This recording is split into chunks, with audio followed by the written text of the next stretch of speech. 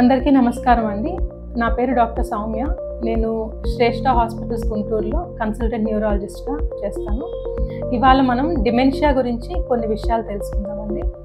మొదటిగా డిమెన్షియా అంటే ఏంటి? మనం కామన్గా అనుకునేది ఏంటంటే డిమెన్షియా అంటే మెమరీ లాస్ ఆర్ మర్చిపోవటం అనుకుంటాం. కానీ డిమెన్షియా అంటే మెమరీ లాస్ అంటే మర్చిపోవటంతో పాటు వేరియస్ అదర్ సిమ్టమ్స్ ఉంటాయండి.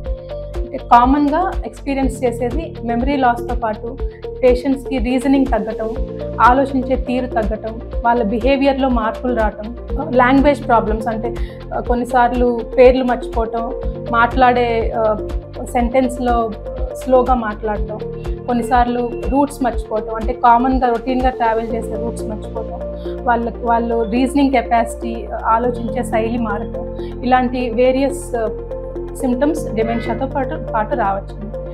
సో కామన్గా ఎవరికైనా చాలామందికి మతిమరుపు ఉంటుంది.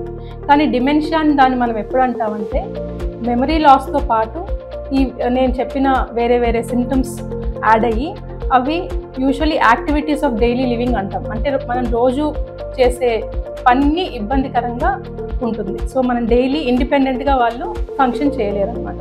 సో దీన్ని మనం డిమెన్షియా అని అంటాం మెడికల్ టర్మ్స్.